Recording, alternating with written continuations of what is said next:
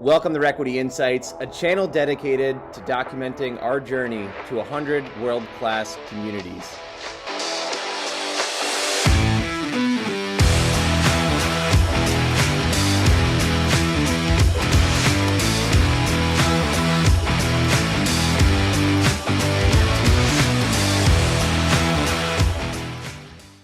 Welcome back to Requity Insights. This is Dylan Marma, and today we're going to share with you a much requested topic, which is best practices for managing and operating RV campgrounds. So let's dive into it. Managing and operating RV campgrounds can be a very daunting task up front. There are two ways to go about managing your RV campgrounds. There is using a third-party manager, and then there is managing in-house, or what we call self-management. Using a third-party manager can have a lot of advantages, and if your campground is big enough to where you can afford to use a good third-party manager, that may be a good path for you to consider, especially if you can find a good third-party manager that you know, like, and trust. But that said, that is not always the case for every campground operator, and self-managing can be the best way to really scale and grow your business over time. So we're going to talk today about self-managing your campgrounds, because whether you're managing the manager or whether you're rolling up your sleeves and doing the management work yourself, it's crucial to be able to understand what goes into effective operations. Effective operations can be broken down into a few key components.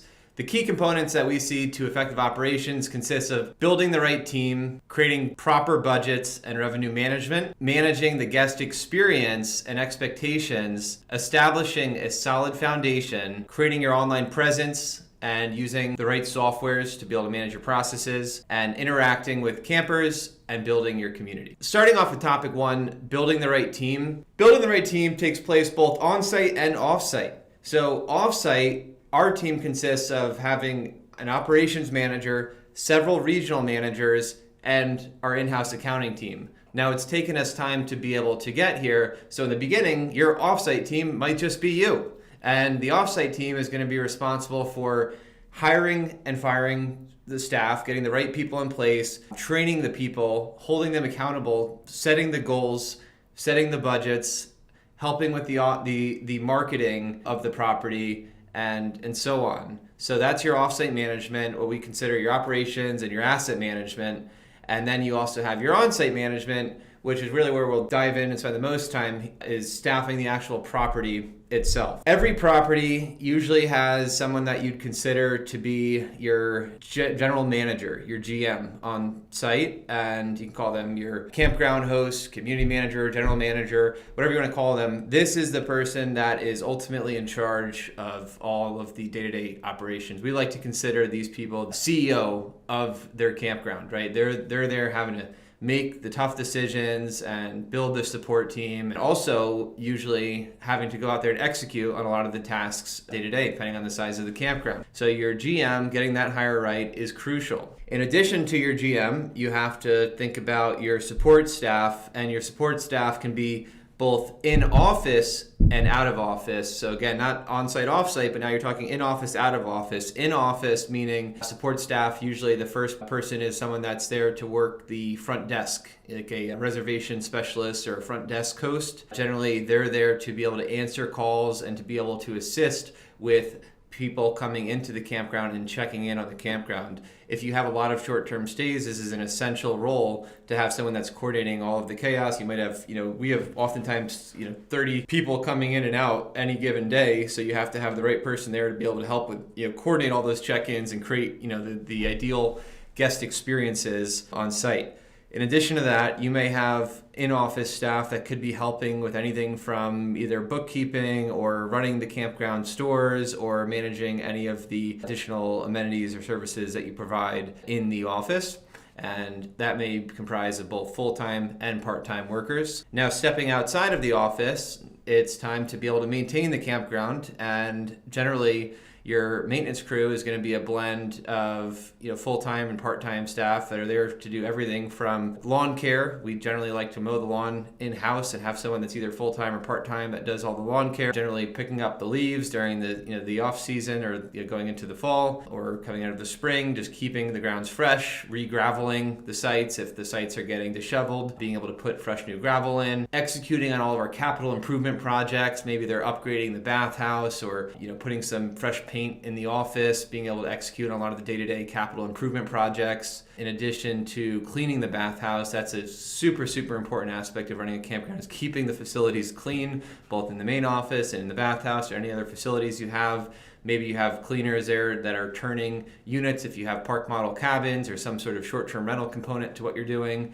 Cleaning the sites. If people are coming in and out, you want to make sure that all the fire pits have been cleaned and the sites are not left a mess before the next person comes and checks in. So those are a lot of the key roles when it comes to staffing. And it really varies based on whether you have long-term sites or short-term sites and the size of your campground. So I can't really give you too many rules of thumb, but we've seen this range widely from anywhere between as much as $500 or as low as $500 per site per year. And we've also seen it as high as $1,500 or higher per site per year, depending on the needs of that specific campground. So that is what it takes to be able to build the right team. Now that you have your ideas for your team in place, it's now time to be able to create your budgets and handle your revenue management. Now, hopefully before you bought the campground, you put together a budget and you feel good about the numbers on the property, being able to cash flow and achieve your financial targets on the property itself. But just like any other budget, this is not a one-time set it and forget it thing. This is something that is constantly being iterated upon over time as you get settled in, as you get to know the campground, and as you're adapting to the changes that the business throws at you over a schedule of time. The budget itself should be broken into a few key components. You'll have everything from your taxes to your insurance, which are usually what we consider to be your non-controllables. Then you're going to have your repairs and maintenance budget, which will be all of your day-to-day repairs and maintenance and upkeep. Sometimes landscaping could fall into there as well. Then you'll have your contract services, which are your routine services, such as cleaning the pool, landscaping, pest control, any kind of routine contract services. Then you will have your general and administrative, which could be everything from expenses to office supplies to maybe some of your event supplies may fall under your general administrative. Then you'll have your marketing budget, which depending on how you set up your chart of accounts, could be your event spend or your Google and Facebook spend that goes into the marketing to be able to drive your revenue. And then you also have your property management. If you have a third-party manager, if you're paying yourself a fee, which I think you absolutely should if you want to grow and scale a company, paying a market rate property management fee, which will be usually a percentage of gross collected income.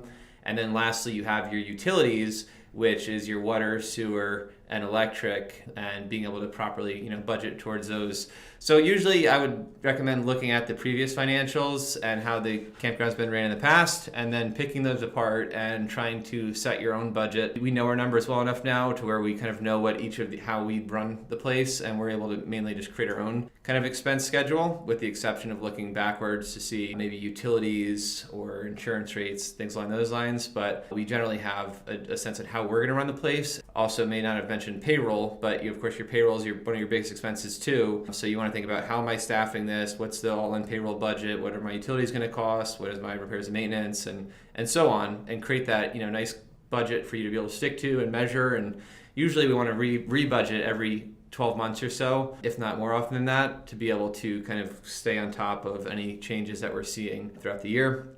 And that can usually be a seasonal budget where you may have higher utility costs in the summer and lower in the winter, depending on where you're located in the country, that kind of thing. Beyond that, revenue management. Revenue management consists of being able to optimize the income of your property. And you have really your main income, which comes from your site rentals, and then you have your other income, which comes from all of your ancillary services or streams of income that you may offer, from gas sales to store sales to kayak rentals to arcade games to laundry machines and things along those lines.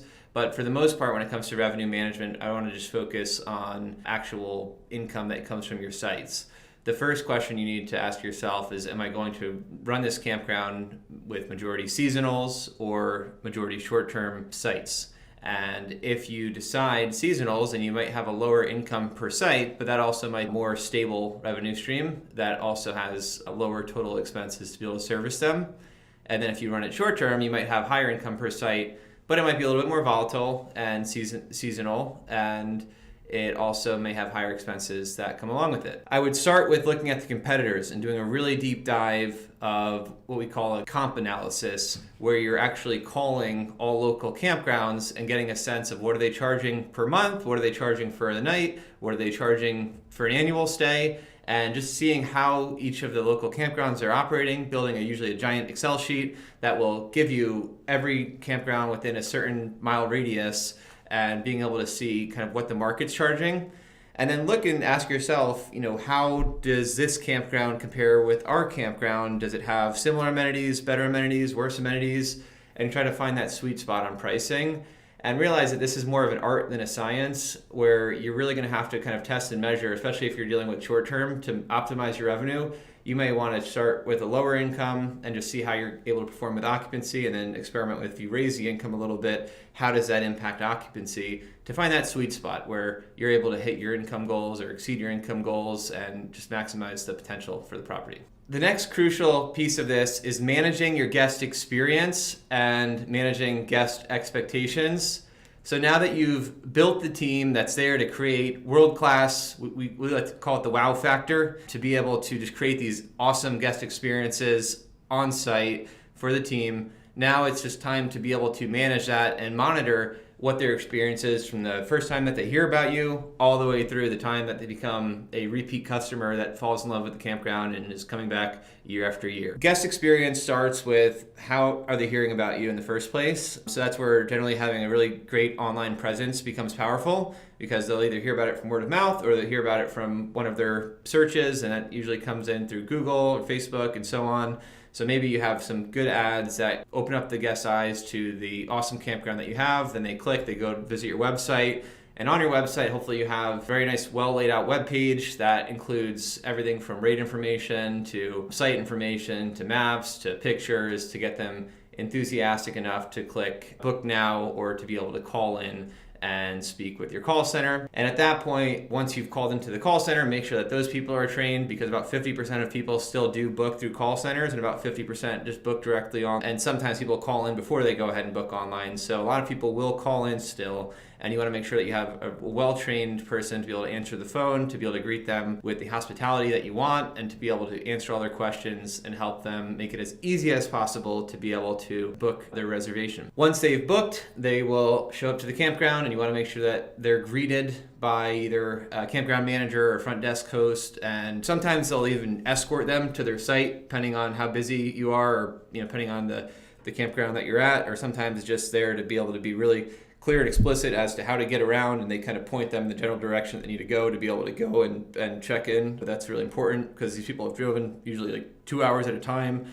to be able to get to your campground in the first place, and the last thing they want is it to be a mess or be really complicated when they're trying to find their site and park their RV. So once you've got them on the campground, then the key there is just pouring in with good guest events, being there to be able to handle any customer service issues. If you do these things right, then they will start to leave good reviews on Google or Facebook or TripAdvisor or Campground reviews. There's so many different platforms now to direct them towards. But definitely, if you see someone having a good time, you want to teach your managers to be able to give them the nudge, because a lot of times people only leave bad reviews unless they're really prompted to leave a good review. So you want to make sure that if you're seeing people have quality experiences, you're giving them that gentle nudge to, you encourage them to leave a nice review, and that tends to do really well, because then that helps spread the word of mouth advertisement and get further buy-in from people that are finding you online. The next piece is establishing a solid foundation. Now, just like setting a budget, this is something that you really should be focused on during your due diligence period, and hopefully you've been able to come up with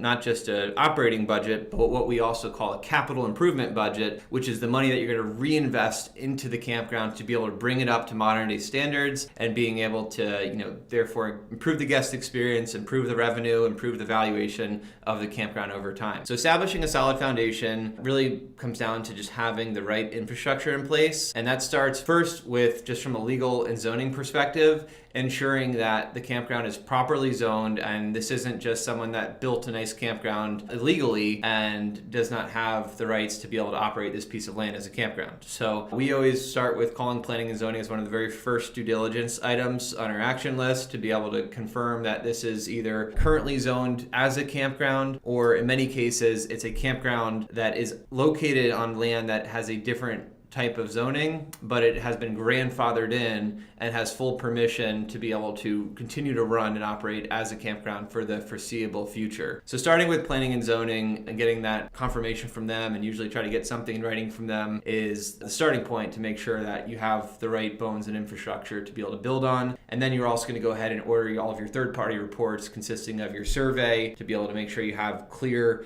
proper boundary lines and a full understanding on what rights you have to the land, and also your phase 1 report to ensure that there's no environmental issues or concerns that would put you at risk of being able to continue to operate the property. So once you've got through sort of your physical or your zoning due diligence and your third-party reports, then it's going into the actual campground itself and just asking yourself, what are the bones like here? What are the utility systems like? What condition are they in? Do you have private or public water, sewer? And if they're private, what kind of private systems are they? Do they have enough bandwidth? Have they been maintained properly over time? And what are the biggest risks that you might face? If you have an old wastewater treatment plant that has been really poorly maintained over time, that can be hundreds of thousands of dollars of unforeseen risk if you did not account for that during your due diligence. Now, if it's a newer treatment plant and it's been properly maintained, that still may pose some risk, but it might be something you can get much more comfortable with, and just know that you're gonna have to set aside money over time to be able to continue with the proper maintenance and possible repairs down the road for the treatment plant. So understanding your utility systems, understanding septic systems, and public sewer, and how each of those carry their own different risks. We could probably do a whole episode on that alone. And then with the water sewer side, or with the water side of things, is it well water or is it city water? And just understanding the differences there and making sure you're getting the proper inspections done. Now, once you've gotten comfortable with the utility systems and you've built it into your budget to be able to maintain any private utilities over the course of time, if you have private utilities, then it's looking at the size of the sites, the layout of the sites. Right now, big sites are in style and they're not going anywhere. They're only getting bigger over time. You're seeing new developments go anywhere with sites as big as 40 feet wide and 80 feet long, and everyone likes these nice big sites. They like pull-throughs, and a lot of these older campgrounds were not built for that. They were built for much, much smaller campers, and they just may not support the older RV, or they may not support the newer RVs because they're just too small of sites, and you might have to run it differently. Maybe it makes it a better spot for long-term sites because it's not really built to make it easy to get in and out of with nice big pull-throughs like the modern campgrounds often have. And you also want to look at the utility infrastructure. You also want to look at the electric infrastructure. So is the electric, usually in today's world, the sites that are going to do best with occupancy are going to have both 30 and 50 amp hookups. So you want to make sure that you understand what is 30-50 currently, and then what might be outdated and just have 30 amp hookups, and make sure you can budget to be able to upgrade the electric system, because generally we recommend having every site with 30 and 50 amp to be able to accommodate the maximum number of campers that have interest in staying at your campground. And then also some older campgrounds have partial hookups, so they might have water and electric but no sewer, and that might be something you learn to live with, or it might be something you feel like you have to budget to be able to add sewer to be able to support the demand from the campers in that area. It really depends on how you're going to run the place. So usually water, sewer, or electric water make for better short-term sites, because people that are going to stay there for weeks at a time or longer are going to want to have direct sewer access and not going to want to unplug and go use the dump station every few days to be able to clear out their septic tank. So understanding the utilities from end to end is crucial. So that's what goes into sort of the bones of a property, and that's why it's so important to really make sure that you feel comfortable with the physical infrastructure. So that pretty much summarizes a lot of the key points for what goes into effective operations, property management, and asset management of an RV campground. what I would stress is that operations is a business of constant firefighting, right? This is a business where it's not if something goes wrong, it's when something goes wrong. And just know that being in this business is constant gut punches and surprises and calls in the middle of the night. And that's what you're signing up for going into property management. There's no way around it. And it's just inevitable that there's going to be constant unforeseen challenges and things that will arise. And that's the fun of it, right? So just know that that's all part of the game, and that's why you always want to have excess reserves set aside to be able to deal with unforeseen circumstances. And you want to be able to think on your feet and know going into this that this is not a super passive business by any means whatsoever. This is an active business, but done right, it can produce great cash flow and can be a great long-term investment. So you really have to enjoy what you do. I really do stress that, having managed several different types of real estate, RV campgrounds are the most fun business, but they're also the most work. So you have to know that this is an operations intensive asset class in the real estate investment world, but it's so rewarding to see raving reviews coming through, to see pictures of all these events and people having just phenomenal experiences and showing up year after year because of the culture you've been able to build on and off site throughout your company. So just know that there is definitely light at the end of the tunnel having done this right, and it can be extremely rewarding both from a financial standpoint and from an impact standpoint, but not easy. So definitely would love to hear what we may have left out on this video. If you have any other fun stories that you've ran into on the operations side, or if you have any topics you'd like us to dig deeper, be sure to go ahead and throw it in the comments. And if you like this video, it means the world for us to just like, share, and subscribe, as we definitely want to continue to pour into the RV campground community. And for those of you that are listening through the podcast, be sure to like, share, and subscribe the show, as we definitely appreciate you listening in, tuning in. Let us know your feedback, and we will see you next week. Thanks for tuning in to another episode of Requity Insights, hosted by our team at the Requity Group.